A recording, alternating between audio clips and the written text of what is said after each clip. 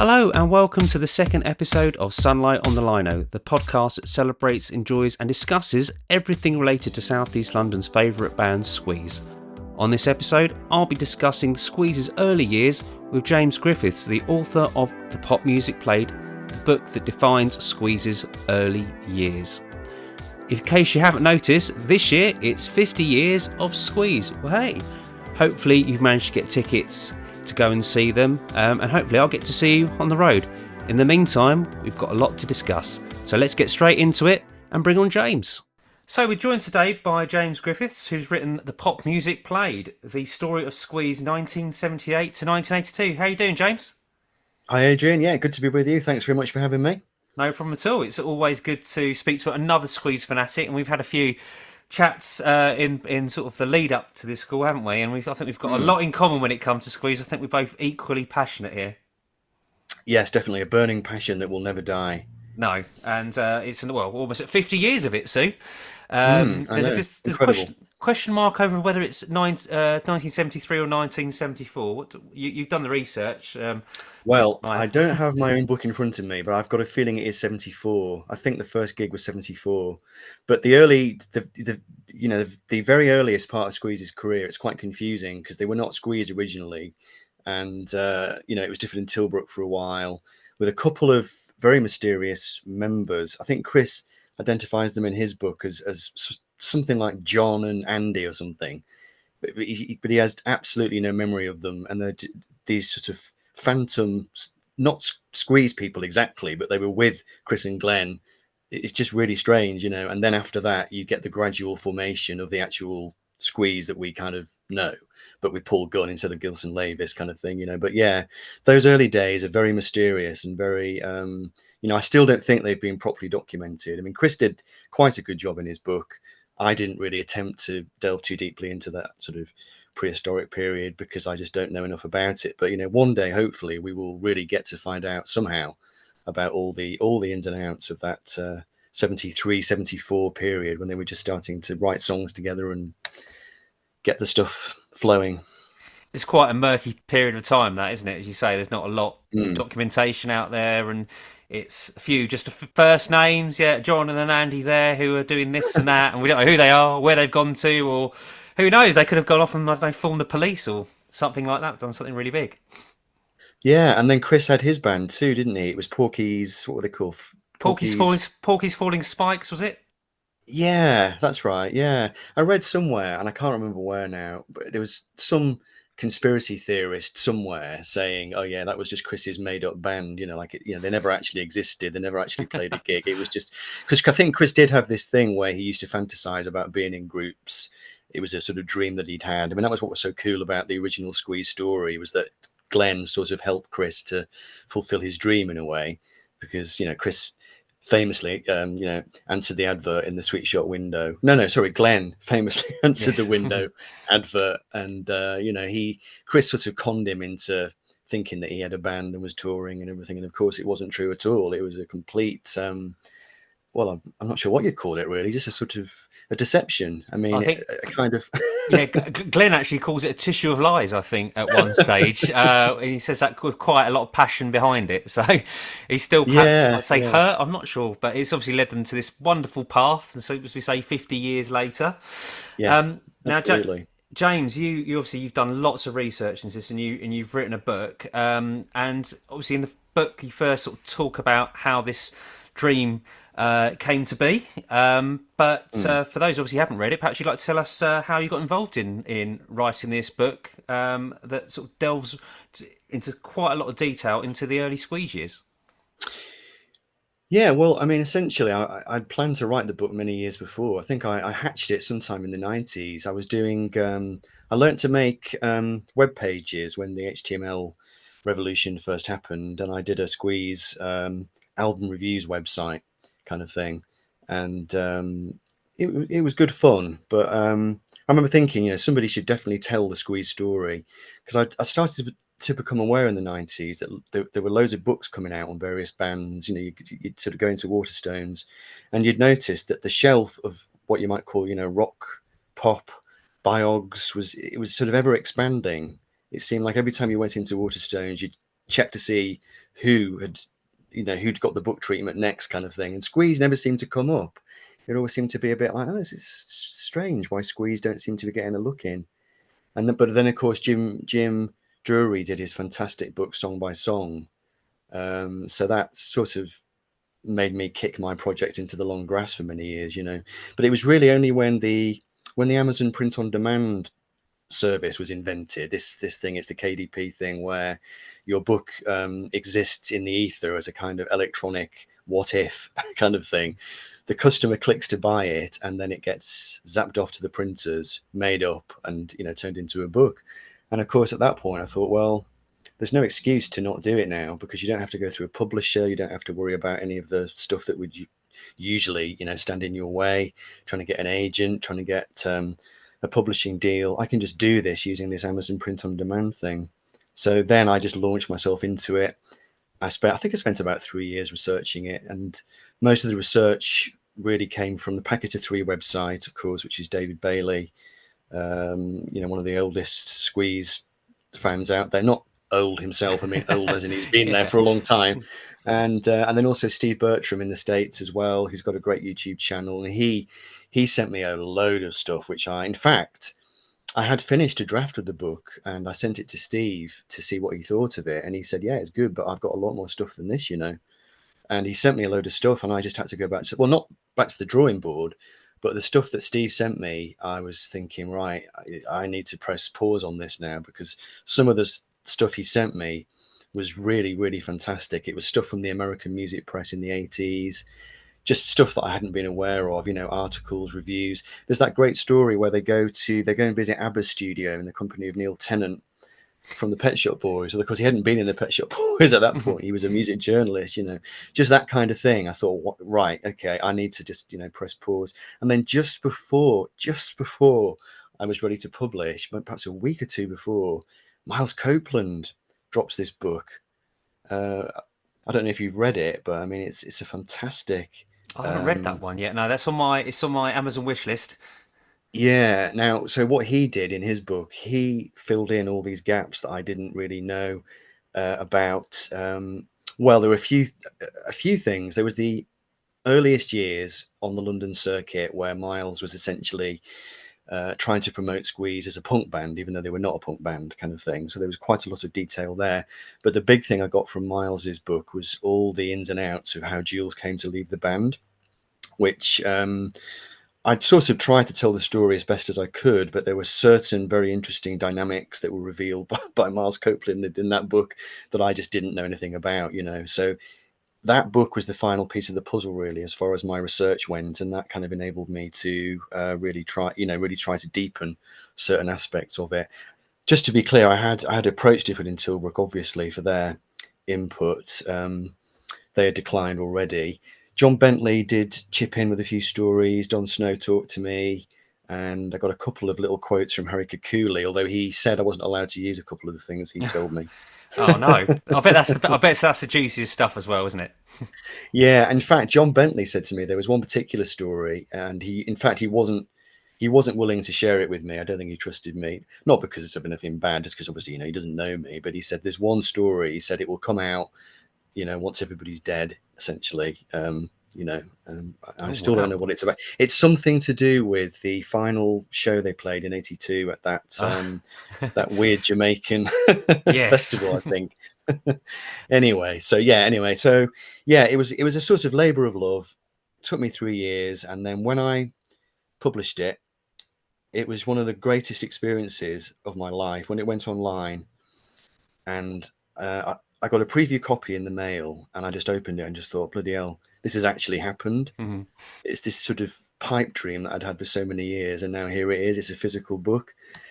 And I shared it on social media, and people immediately started buying it. It was just an instant thing. It was like, I think I got the sense that, which I knew anyway, I got the sense that people had been waiting for this book in a way. It hadn't been done. The Song by Song book is fantastic, but it's not a biography, really. It's more of a conversation with Difford and Tilbrook with some, narrative stuff filled in the gaps. But it's not really a kind of blow-by-blow account, which my book is really, I suppose. So I think that's why I think it was sort of an instant hit, really, with the fan base. It works very well alongside the Jim Drury book, which yes, it's the song by song book, which I think was published around 2000 and I want to say 2003, 2004, and has been long out of print and is very, very hard to find. And I can see you thumbing through your much loved copy there, Yeah, well, this is my James. replacement copy because my original copy, literally wore it out until it fell to pieces. So this is a replacement one. There we go. There we I'm go. just Yeah. showing two. I've got like James. I have to get a spare one as well. Yeah, yeah. Yeah. I mean, it was a great book. There was all kinds of things in there that we didn't know at the time, obviously. And Jim did a great job in pulling it all together. So, I mean, that was a big resource for me. Also, there was Chris's book as well, which is a fantastic read. Jules's book, which is called "It's Barefaced Lies and Boogie Woogie You Boasts," I boast, think. yeah, great title. Yeah, that had some tremendous stories in it as well. I didn't want to mind those books too much though, because they were, I think, both of those books, they're very distinctive in terms of the voice that comes through in the storytelling. You know, Chris has got his own narrative style, a very distinctive prose style. Brilliant writer, in fact. You know, as we knew all along. I mean, he was a great lyric writer, so we all knew he could write. But that book definitely had its own. You know, his voice comes through in it very clearly. And Jules was the same. His book had this kind of well, this sort of Jules Holland like voice. You know, you're never quite sure whether he's telling the truth. There are some stories in that book where you think, is that true? And I had to make a decision a couple of times to use stories from the book, from Jules's book, and just take him at face value, but thinking that could just be just made up. Like he tells this story about when they first went to America. Miles apparently booked them in at the Chelsea Hotel, this very grand place kind of thing, you know. And you know, I do slightly wonder whether that was one of the boogie woogie boasts, so to speak, in Jules's Yes. book, because we all know that the rest of that tour was very rough and ready. They were just, you know, living out the back of a van, you know, staying in crappy motels and everything. So I still have this niggling doubt in the back of my mind that Chelsea story was probably just made up. But when you don't have direct access to the people involved, you have to kind of make a decision. I'll just use it. If it's not true, well, you know, whatever. And is there a reason why you picked 1978 to 1982 particularly those 4 years? Well, it wasn't my original intention. My original intention was to tell the complete story of Squeeze from start to finish. But then I quickly became aware as I got into the ins and outs of the story that it was going to be that if I was going to do that, it would be a very long book. Obviously, it's a very long story. And I think the 78 to 82 period is the period, for better or for worse, that most people, most casual fans or music lovers, they think of those years as being the Squeeze years, even though Squeeze had this quite big comeback really in the 80s and they did have success again. It seems to be the 78 to 82 period that has lasted in the popular imagination. And what I found was that particular story, the 78 to 82 story, it has its own sort of narrative drive. There's a particular shape to the story in the way that the band comes together. They have these various flushes of success mixed in with these sort of crashing failures where things just go wrong, you know, managerial problems and lineup changes. And then it all sort of reaches this crisis point in 82 where Chris and Glenn they take this decision that for some reason, they feel like they just want to dismantle it.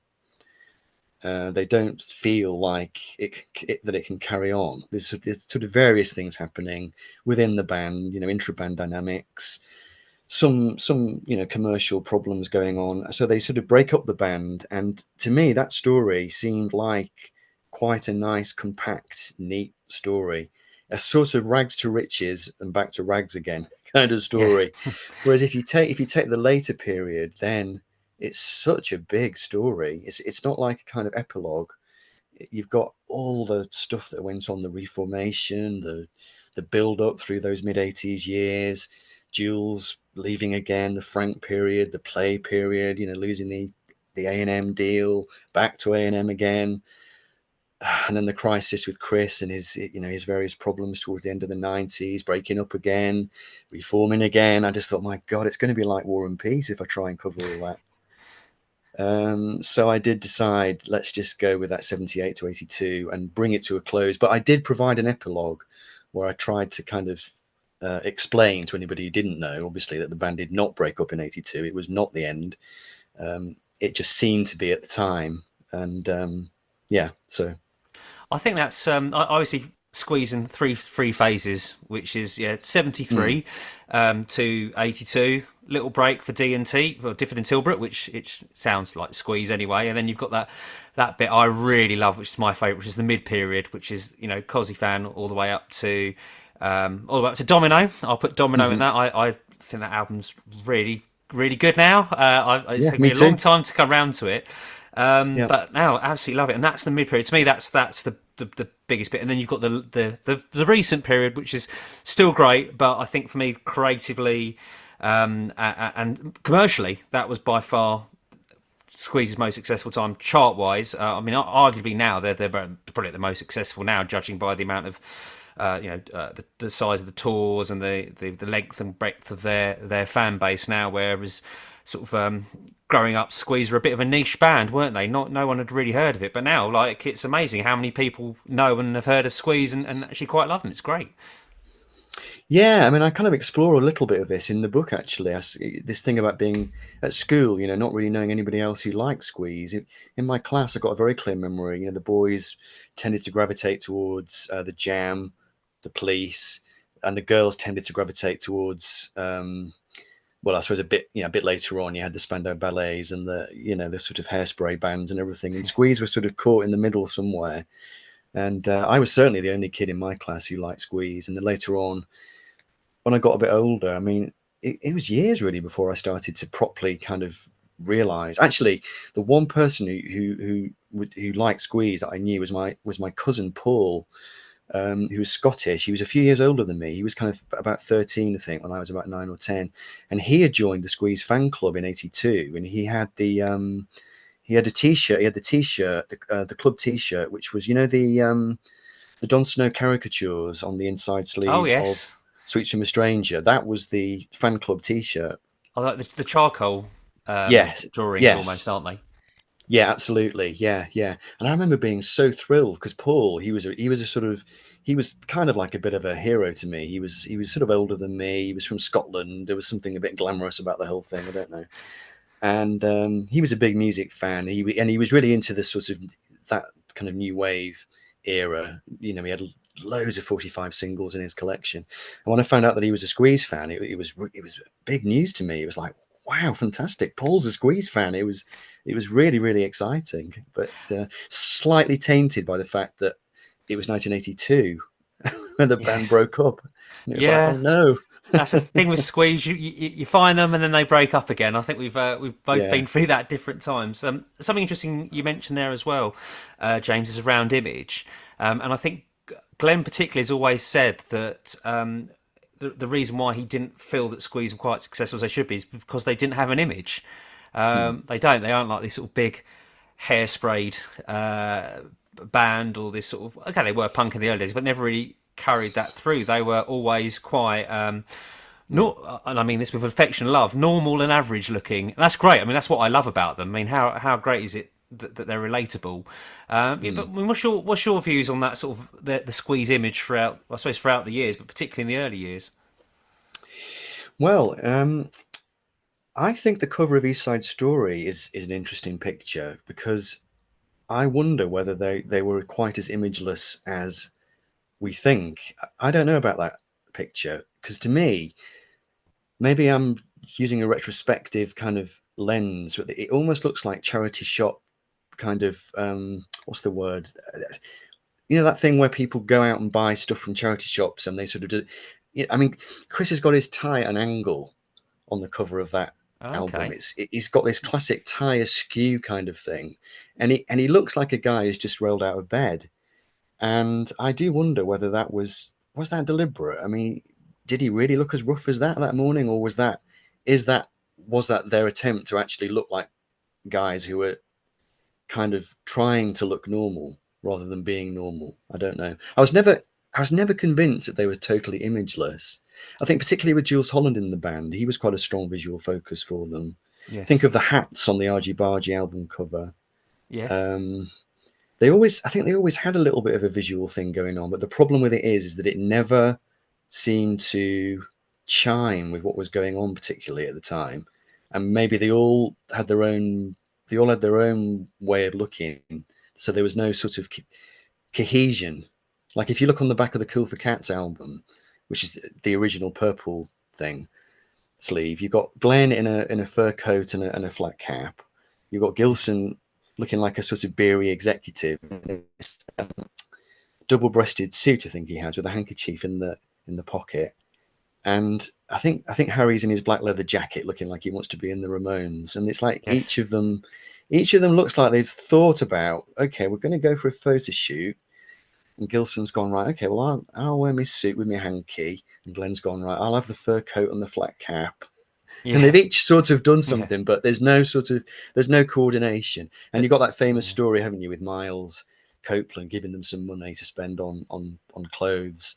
And they come back, what's the story? They come back with a caftan and two pairs of sneakers in different colours, and they swap the sneakers so they're wearing different colour shoes. And it gave them a massive amount of money, wasn't it, back then? It was like £500 or something like that, which it's a lot now to get stuff. But how they, I imagine he's absolutely overjoyed with that. You can just hear what sort of personality Miles had coming from. It always slightly reminds me of that scene in With Nail and I, where Uncle Monty gives them I think he gives them a big load of money, doesn't he, and says go and buy something. I can't remember what it is, and they spend it all on booze, don't they? They go into that I think I've seen that. Oh, Adrian, you must see With Nail and I. It's an absolutely classic British movie. I'll take that as a high recommendation then. Yeah, but I mean, obviously, Miles gave them the money, and they didn't go and drink the money. This is what I'm saying. They did actually go and make an effort. They bought some stuff. It just wasn't the right stuff, And when Miles saw what they bought, I think he kind of realised, actually, I need to pick my battles here, really. I think Miles knew that Squeeze was not a punk band, and he knew. Yes. I think he knew that he was trying to sort of force a round peg into a square hole, whatever the expression is. He kind of knew it wasn't going to work.